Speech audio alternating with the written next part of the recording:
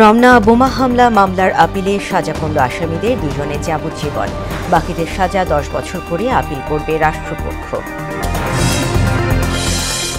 আওয়ামী লীগের কার্যক্রম নিষিদ্ধ করায় দিল্লির উদ্বেগ, হাসিনার বিরুদ্ধে ভারতের কাছে দেশ বিক্রির অভিযোগ বিএনপির। পুলিশের কাছে বড়জোর শটগান থাকতে পারে বললেন আইজিপি, বিশেষ ঝুঁকিপূর্ণ স্থান ছাড়া থাকবে না প্রাণঘাতী অস্ত্র। এবং করনীতি প্রণয়ন সহ জিডিপি অনুপাত বাড়াতেই এনবিআর বিলুপ্তি, বলছে সরকার। রাজস্ব আদায়ে প্রভাব পড়বে না, জানালেন অর্থ উপদেষ্টা।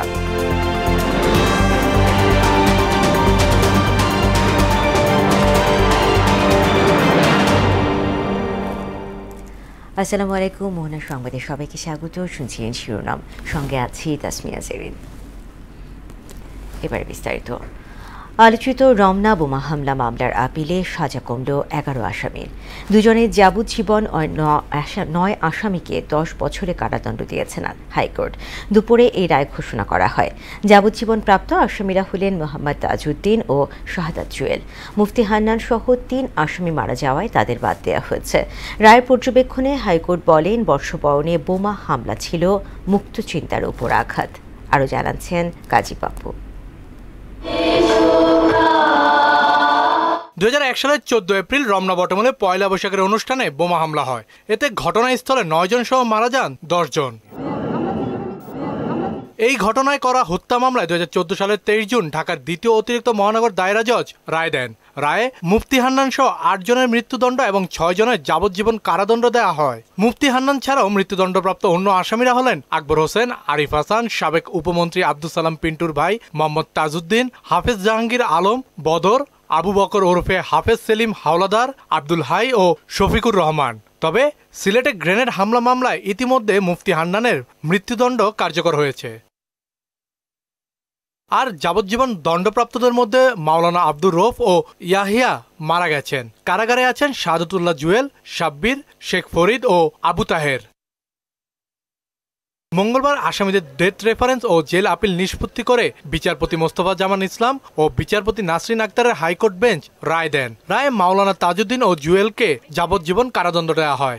9 আসামির মৃত্যুদণ্ড ও যাবজ্জীবন সাজা কমিয়ে 10 বছরের কারাদণ্ড দেন আদালত। হাইকোর্ট তার রায়ে বলেন, রমনার বটমূলে বর্ষবরণের বোমা হামলা ছিল মুক্তিচিন্তা ও প্রগতিশীল ধারণার উপর আঘাত। সাজার বিরুদ্ধে আপিল করবে রাষ্ট্রপক্ষ। এই হত্যাকাণ্ডের মধ্য দিয়ে শুধু কয়েকজন মানুষকে হত্যা করেনি, বাংলাদেশের যে ঐতিহ্য, মানবিক এবং মানুষের মানসিক যে চেতনা, যে অগ্রগতি, তাকে হত্যা করার জন্য উদ্যত হয়েছিল। সেই কারণেই আমরা আগামী এই রায়ের বিরুদ্ধে উচ্চ আদালতে আপিল করব। এই সাজাকে সঠিক মনে করছেন না আসামি পক্ষ। সাক্ষ্য প্রমাণের ভিত্তিতে আমাদের জ্ঞান বুদ্ধিতে ধরে না এই মামলায় কি করে সাজা দেওয়া হয়। একটা কথা আমি এখানে বলতে চাই, আমরা শুধু আসামিদের খালাস চাই তাই না, আমরা ভিকটিমদেরও ন্যায় বিচার পায় সেটাও চাই। কিন্তু ভিকটিমদের ন্যায় বিচার দিতে গিয়ে আমরা যেন নিরপরাধ লোকের প্রতি অন্যায় করে না ফেলি, এটাও দেখতে হবে। ডেথ সেন্টেন্স যাদের ছিল তারা তো আর জামিন পাননি, তো ওনাদের থেকে যদি আমরা ইনস্ট্রাকশন পাই আপিল করার জন্য, আপিল তো ডাইরেক্ট হবে না, এটা লিভ টু আপিল, এটা অনারেবল সুপ্রিম কোর্টের অ্যাপেলেট ডিভিশনে আমরা লিভ টু আপিল, যদি পার্টি থেকে আমরা ইনস্ট্রাকশন পাই আমরা লিভ টু আপিল ফাইল করব। মাওলানা তাজউদ্দিন পলাতক রয়েছেন, 3 জন মারা গেছেন, আর কারাগারে 10 আসামি। কাজী পাপ্পু, মোহনা সংবাদ, ঢাকা। নিবন্ধন ফিরে পেতে জামায়াতের আপিলের পরবর্তী শুনানি আগামীকাল নির্ধারণ করেছেন প্রধান বিচারপতির নেতৃত্বাধীন 4 বিচারপতির আপিল বেঞ্চ। শুনানিতে প্রধান বিচারপতি ডক্টর সৈয়দ রিফাত আহমেদ বলেন, হাইকোর্টের রায়ে রাজনৈতিক দলের নিবন্ধন বাতিল ইতিহাসে এটাই প্রথম। আর জামায়াতের আইনজীবী বলেন, নির্বাচন কমিশনের দেয়া নিবন্ধন হাইকোর্টে বাতিল হওয়া একটি বিরল ঘটনা। এছাড়া যে প্রক্রিয়ায় হাইকোর্ট নিবন্ধন বাতিল করেছে সেটিও সঠিকভাবে হয়নি, এটি সির্ফ রাজনৈতিক উদ্দেশ্য প্রণোদিত। বাংলাদেশ জামায়াতে ইসলামীর রাজনৈতিক যে নিবন্ধন ছিল ইলেকশন কমিশনে, সেটি গণতান্ত্রিক উপায়ে ক্যান্সেল করা হয় নাই। তড়িঘড়ি করে ইলেকশন কমিশনের সামনে দরখাস্ত পেন্ডিং থাকা অবস্থায় আদালত মেজরিটির ভিত্তিতে এই রেজিস্ট্রেশনটাকে ক্যান্সেল করেছে। এর বিরুদ্ধে আমরা আপিল করেছিলাম, আপিল মামলার শুনানি হয়েছে, আগামীকালকে আবার শুনানি হবে। আওয়ামী লীগের রাজনৈতিক কার্যক্রম নিষিদ্ধের ঘটনায় উদ্বেগ জানিয়েছে ভারত। মঙ্গলবার নয়াদিল্লিতে এক প্রেস ব্রিফিংয়ে পররাষ্ট্র মন্ত্রণালয়ের মুখপাত্র রণধীর জসওয়াল বলেন, যথাযথ নিয়ম মেনে আওয়ামী লীগকে নিষিদ্ধ করা হয়নি এবং এর মাধ্যমে গণতান্ত্রিক অধিকার কেড়ে নেওয়া সহ স্বাধীনভাবে মত প্রকাশের বাধা দেওয়া হচ্ছে। বাংলাদেশে শিগগিরই অবাধ, সুষ্ঠু ও অন্তর্ভুক্তিমূলক নির্বাচন অনুষ্ঠানের আহ্বানও জানান তিনি। The ban on the Awami League without due process is a concerning development. As a democracy, India is naturally concerned at curtailment of democratic freedoms and shrinking political space. We strongly support the early holding of free, fair and inclusive elections in Bangladesh. Awami League ভারতের কাছে দেশের স্বার্থ বিকিয়ে দিয়েছে, এমন অভিযোগ করেছেন বিএনপির সিনিয়র যুগ্ম মহাসচিব রুহুল কবির রিজভী। জাতীয় প্রেস ক্লাবে এক অনুষ্ঠানে এমন অভিযোগ করেন তিনি। আর দলটির স্থায়ী কমিটির সদস্য হাফিজ উদ্দিন আহমেদ বলেন, মানবিক করিডোর ইস্যুতে জনগণ অন্ধকারে আছে, এ নিয়ে যুদ্ধে জড়িয়ে পড়ার আশঙ্কা আছে। তানজিদ ভুঁইয়ার প্রতিবেদন। মাওলানা ভাসানীর ফারাক্কা লং মার্চ স্মরণে আলোচনা সভার আয়োজন করে আন্তর্জাতিক ফারাক্কা কমিটি। সংগঠনটির শীর্ষ কর্মকর্তারা ছাড়াও উপস্থিত ছিলেন বিএনপির একাধিক নেতা। দলটির সিনিয়র যুগ্ম মহাসচিব রুহুল কবির রিজভী বলেন, আওয়ামী লীগ সরকার নিজেদের ভারতের কাছে সমর্পণ করেছিল। এমনভাবে তিনি আত্মনিবেদন করেছিলেন দিল্লির কাছে, সেই আত্মনিবেদন থেকে শেখ হাসিনা যেন ফিরে আসতে চান, তিনি সেটা করলেন এবং তার এফেক্ট শুরু হয়েছে। অন্তর্বর্তী সরকারকে দুর্বল উল্লেখ করে বিএনপির স্থায়ী কমিটির সদস্য মেজর হাফিজ বলেন, জনগণের সমর্থন ছাড়া দেশে শক্তিশালী গণতন্ত্র প্রতিষ্ঠা পায় না। একটাই চিন্তিত রয়েছে কিছুদিন আগে বর্তমান সরকার, তারা যে করিডোরের কথা, মানবিক করিডোরের কথা বলেছেন। বাংলাদেশ 18 কোটি লোকের দেশ, আমরা জানি না, জনগণ জানে না, কোনো রাজনৈতিক দল জানে না, জনপ্রতিনিধিরা জানে না কি ধরনের করিডোর নীতি হবে, এর লক্ষ্য কি। আমরা কি নতুন কোনো যুদ্ধে জড়িয়ে পড়তে যাচ্ছি?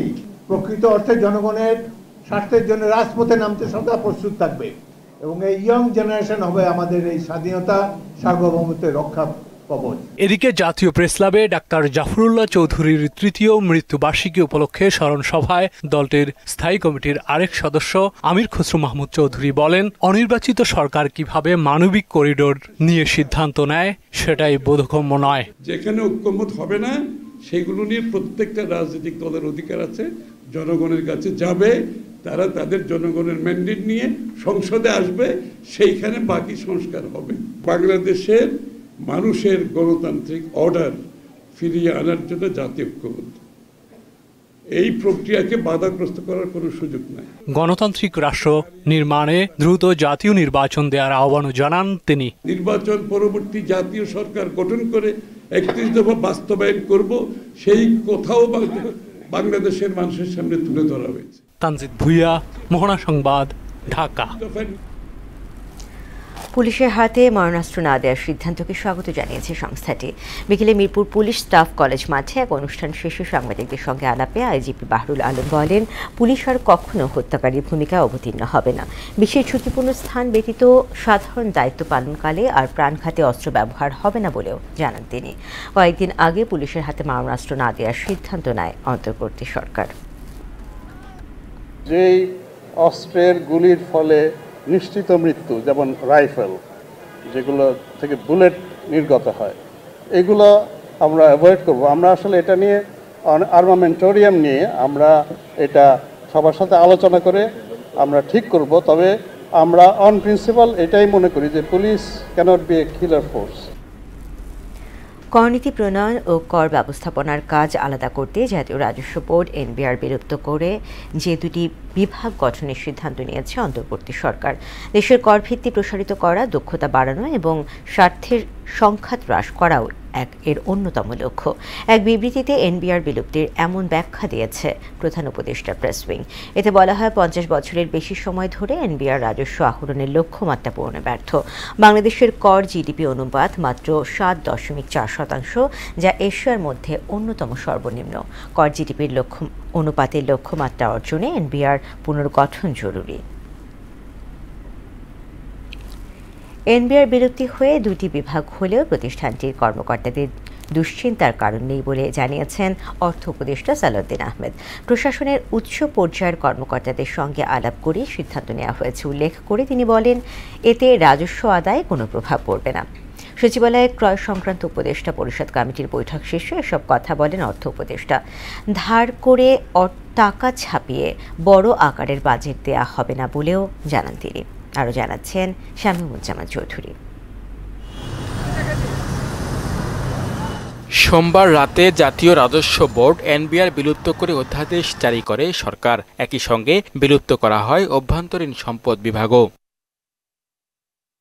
সরকারি ক্রয় সংক্রান্ত উপদেষ্টা কমিটির বৈঠক শেষে এ বিষয়ে কথা বলেন অর্থ উপদেষ্টা সালেউদ্দিন আহমেদ। জানান, এনবিআর বিলুপ্ত হলেও প্রতিষ্ঠানটির স্বার্থ ব্যাহত হবে না। সারা পৃথিবীতেই রাজস্ব আদায় এবং ব্যবস্থাপনার জন্য আলাদা বিভাগ থাকে। অধ্যাদেশটা পড়ে দেখেন ভালো করে, তাদের স্বার্থ সম্পূর্ণভাবে সংরক্ষিত আছে। পলিসি একটা ডিভিশন হবে, এটা অত্যন্ত ছোট একটা ডিভিশন। অতএব এনবিআরের আপনার চিন্তা করার দুশ্চিন্তা করার কোনো কারণ নেই। এনবিআরটা যেভাবে আছে, কত টার্মস অফ রেফারেন্স হিসেবে এটা ইন্টারন্যাশনাল প্র্যাকটিস, পলিসি ডিভিশন আর ইমপ্লিমেন্টেশন ডিভিশন এক থাকে না। এবার রাজস্ব আদায়ে হতাশা নেই উল্লেখ করে অর্থ উপদেষ্টা বলেন, আগের অর্থ বছরের চেয়ে 2% বেশি হয়েছে। অলরেডি কিন্তু রাজস্ব আদায় গতবারের তুলনায় 2% কিন্তু বেশি হয়েছে। খুব হতাশাব্যঞ্জক না, আমি আরও এক্সপেক্ট করছি অ্যাটলিস্ট গতবারের চেয়ে কম তো হবে না, যে বলে 2% গ্রোথ। আর মোটামুটি আমরা বাজেটটাকে তো আমরা একটু বাস্তবায়ন করব, একটু বিরাট একটা গ্যাপ নিয়ে আর করব না। প্রকল্প এডিপিটা আমরা একটু বাস্তবায়ন করব। তিনি জানান, ধার দেনা কিংবা টাকা ছাপিয়ে বাজেট বাস্তবায়নে পক্ষপাতী নয় সরকার। কয়েকদিনের মধ্যেই বাজেটের আকার স্পষ্ট হবে বলেও জানান সালেউদ্দিন আহমেদ। বড় বড় মেগা প্রজেক্টে ধার করে ডেফিসিট দিয়ে এগুলি করব না। শামীমুজ্জামান চৌধুরী, মোহনা সংবাদ, ঢাকা। জাতীয় রাজস্ব বোর্ড বিলুপ্ত করে রাজস্ব ব্যবস্থাপনা বিভাগ নাম দেয়া সংস্কারের অংশ, এমনটাই জানিয়েছেন ব্যবসায়ী সহ সংশ্লিষ্টরা। এই সিদ্ধান্তকে স্বাগত জানিয়েছেন তারা। সংশ্লিষ্টদের মতে এর মধ্য দিয়ে স্বাধীন রাজস্ব প্রশাসন গঠন সহজ হবে। রিজা খানের রিপোর্ট। সোমবার মধ্যরাতে অধ্যাদেশ জারি করে বিলুপ্ত করা হয় জাতীয় রাজস্ব বোর্ড। নতুন নাম হবে রাজস্ব ব্যবস্থাপনা বিভাগ। নীতি প্রণয়ন ও রাজস্ব ব্যবস্থাপনা দুই বিভাগকে আলাদা করে পরিচালিত হবে প্রতিষ্ঠানটি। সরকারের এই সিদ্ধান্তকে স্বাগত জানিয়ে ব্যবসায়ী নেতারা বলছেন, এর ফলে স্বচ্ছতা ও জবাবদিহিতা নিশ্চিত হবে। অনেকদিন পরে হলো সরকারের শুভবুদ্ধির উদয় হয়েছে। এই যে দুইটা ভাগ হলো, এই ভাগের কারণে এটা এর স্বচ্ছতা, ট্রান্সপারেন্স এবং এটা জবাবদিহিতামূলক একটি পজিশন আমরা পাবো ইনশাল্লাহ। প্রতিষ্ঠান পরিচালিত হবে এনবিআর এর নিজস্ব লোকবল দিয়ে, এমনকি চেয়ারম্যানও নিয়োগ হবে নিজেদের ভেতর থেকে। এর মধ্য দিয়ে গড়ে উঠবে স্বাধীন রাজস্ব প্রশাসন, বললেন এনবিআর সদস্য ও বিসিএস ট্যাক্সেশন অ্যাসোসিয়েশনের সভাপতি। রাজস্ব প্রশাসনকে শক্তিশালী করার চেষ্টাটি আসলে হয়নি। সেই অংশ হিসাবে আমি মনে করি যে উদ্যোগটা সরকার নিয়েছে, আমরা এটাকে অভিনন্দন জানাই। আয়কর আইন, শুল্ক আইন, ভিএটি আইন, এটাকে বাস্তবায়ন সংশ্লিষ্ট যত অনুবিভাগ থাকবে, সাথে মানব সম্পদ ব্যবস্থাপনা সহ সেই অনুবিভাগে আমাদের লোকদের দ্বারাই, বিশেষ করে এই দুই ক্যাডারের যারা জনবল আছে তাদের দ্বারা এটা পূরণ করা হবে। এনবিআরকে পৃথক করার দাবি বিভিন্ন দাতা সংস্থা এবং প্রতিষ্ঠান সংশ্লিষ্টদের। আরেকটি গেজেটের মাধ্যমে পৃথক হওয়ার সিদ্ধান্ত বাস্তবায়ন হবে বলে জানান এনবিআর এর আরেক সদস্য এবং বিসিএস কাস্টমস ও ভ্যাট অ্যাসোসিয়েশনের সভাপতি। এই অধ্যাদেশ জারির অর্থই হলো যে এটা এখনো এটা কার্যকর হয়েছে তা না, এটা কার্যকর হবে আরো পরে। এটা কার্যকর করার জন্য সরকার আরো একটা গ্যাজেট করবে, সেই গ্যাজেটের মাধ্যমে এটা কার্যকর করবে। সেটা কখন হবে সেটা সরকারই জানে। জাতীয় রাজস্ব বোর্ড সংস্কারের মাধ্যমে কার্যক্রম গতিশীল করার উদ্যোগের সুফল দ্রুতই আসবে বলে মনে করছেন সংশ্লিষ্টরা। উপদেষ্টা মহোদয়ের সাথে দেখা করে যে বিষয়গুলো ওনাকে আইনের সংশোধনের জন্য অনুরোধ করেছি, উনি কিন্তু অধিকাংশই রেখেছেন। রেজা খান, মোহনা সংবাদ, ঢাকা। বাংলাদেশে টেকসই বিনিয়োগ পরিবেশ নিশ্চিতে নীতিগত ধারাবাহিকতা, চলমান সংস্কার কার্যক্রম এবং এর সাম্প্রতিক অগ্রগতির বিষয়ে দেশের শীর্ষস্থানীয় রাজনৈতিক দলের প্রতিনিধিদের সঙ্গে কথা বলছে বাংলাদেশ বিনিয়োগ উন্নয়ন কর্তৃপক্ষ বেটা। সংস্থাটির চেয়ারম্যান আশিক চৌধুরী বলেন, বিনিয়োগ ও কর্মসংস্থান দেশের জাতীয় স্বার্থ, যা দল বা রাজনৈতিক স্বার্থের ঊর্ধ্বে। যদিও আমাদের দেশে বিনিয়োগের ক্ষেত্রে নানামুখী সংকট রয়েছে, এসব বিষয়ে রাজনৈতিক দলের কাছে ফলপ্রসূ আলোচনার প্রত্যাশা জানান আশিক চৌধুরী। চিটাগংয়ে যেই কয়টা পোর্ট হবে সবগুলা পোর্টকে ওয়ার্ল্ড ক্লাস কোয়ালিটি এবং মোস্ট এফিশিয়েন্ট পোর্ট হিসেবে অপারেট করতে হবে, ওয়াইল এনশিওরিং যে আমাদের কোনো জব লস না হয় এবং ওয়াইল এনশিওরিং যে আমাদের ন্যাশনাল ইন্টারেস্ট কমপ্লিটলি সার্ভ হয় এবং আমাদের ন্যাশনাল সিকিউরিটিতে কোনো ইম্প্যাক্ট না হয়। তো এই থিমের উপর বেস করে আমরা যাবতীয় আসলে কথাবার্তা বিভিন্ন দেশ এবং বিভিন্ন কোম্পানির সাথে করছি। চিকিৎসকরা সময়মতো কাজে না আসায় ক্ষোভ জানিয়েছেন স্বাস্থ্য উপদেষ্টা নূরজাহান বেগম। রাজধানী চিরমৈত্রী সম্মেলন কেন্দ্রে চক্ষু চিকিৎসক সম্মেলনে ৭,০০০ চিকিৎসককে পদোন্নতি দেওয়ার সিদ্ধান্ত হয়েছে বলে জানান তিনি। বলেন, দায়িত্ব নিয়ে কাজ করলে দেশেই উন্নত চিকিৎসা সম্ভব। রোগীর বিদেশগামিতা ঠেকাতে রোবোটিক্স ফিজিওথেরাপির ওপর জোর দেন স্বাস্থ্য উপদেষ্টা। অনেক কিছু নাই, আমার ৮,০০০ ডাক্তার শূন্যস্থান পূরণ করতে হবে। ডাক্তারদের প্রমোশন হয় না, যে পোস্টে ছিল সেই পোস্ট থেকে বিদায় নিয়ে যাচ্ছে, প্রমোশন হয় না। এবার আমরা ৭,০০০ ডাক্তারকে সুপার নিউমারি প্রমোশন দেওয়ার ব্যবস্থা করছি পদ সৃষ্টি করে। যা আছে সেটা নিয়ে যদি আমরা সঠিকভাবে অগ্রসর হতে চাই তাহলে 25% উন্নতি এমনিই হবে। কমিটিতে অন্তর্ভুক্তির দাবিতে রাজধানীর নয়াপল্টনে মিছিল করেছেন ছাত্রদলের পদবঞ্চিতরা। তারা বলেন, ১১ মাস ধরে সংগঠনটির কেন্দ্রীয় কমিটির কাছে ধর্ণা দিলেও কোনো সুরাহা হচ্ছে না। ফ্যাসিবাদ বিরোধী আন্দোলন সংগ্রামে সম্পৃক্ততার কথা উল্লেখ করে ছাত্রদলের পদবঞ্চিতরা বলেন, তাদের রাজনৈতিক এবং সামাজিক পরিচয় ফিরে পাওয়া জরুরি। এক্ষেত্রে বিএনপির ভারপ্রাপ্ত চেয়ারম্যান তারেক রহমান সহ দলের জ্যেষ্ঠ সদস্যদের দৃষ্টি আকর্ষণ করেন তারা। অভিভাবক, আপনার দলের কুসময়ের নেতাকর্মীদের এভাবে দূরে ঠেলে দিবেন না। আপনি ছাড়া আমাদের হৃদয়ের আকুতি শোনার মতো কেউ নেই।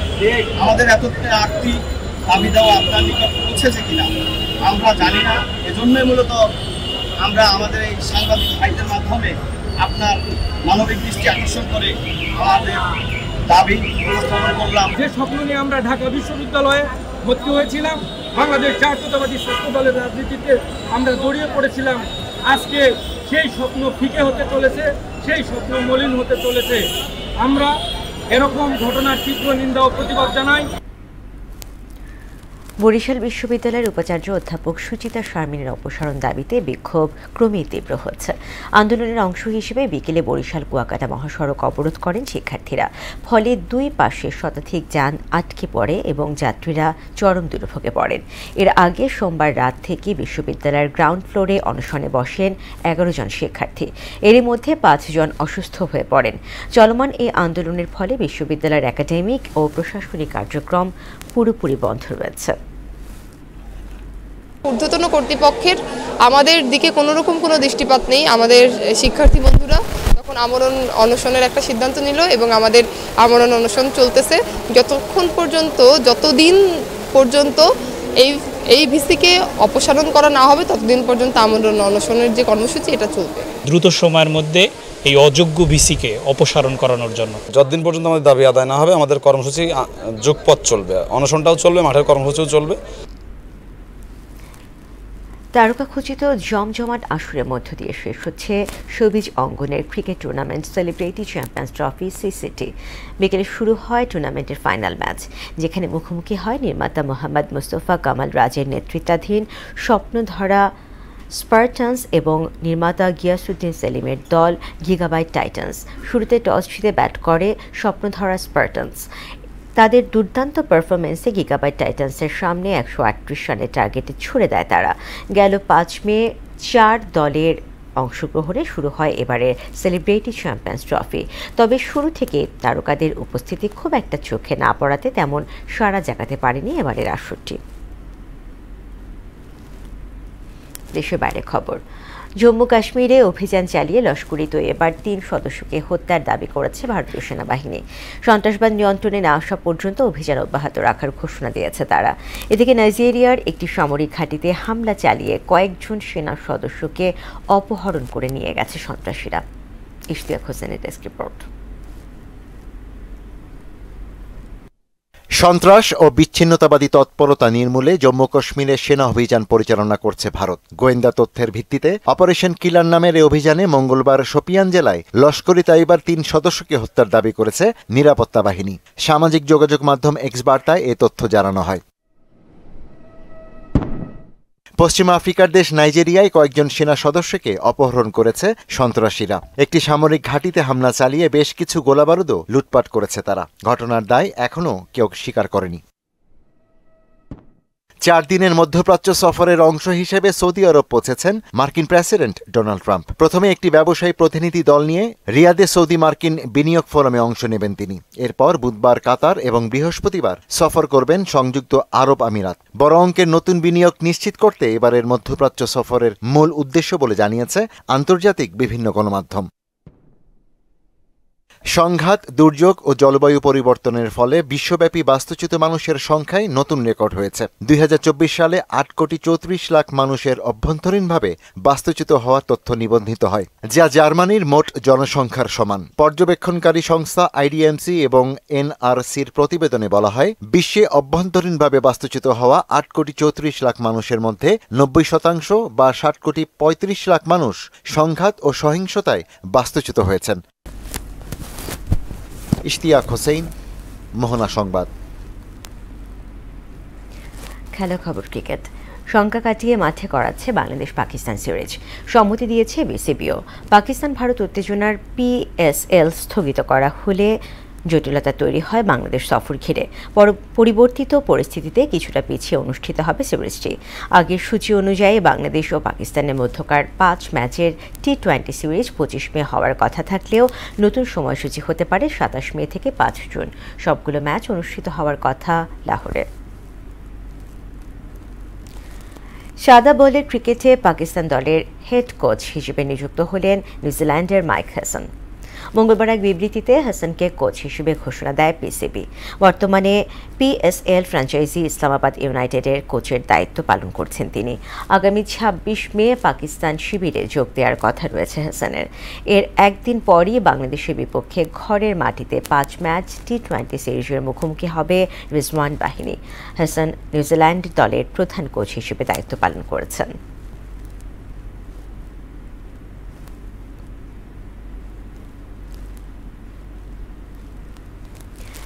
শেষ করব মোহনা সংবাদ, যে আবার আগে শিরোনামগুলো আরও একবার।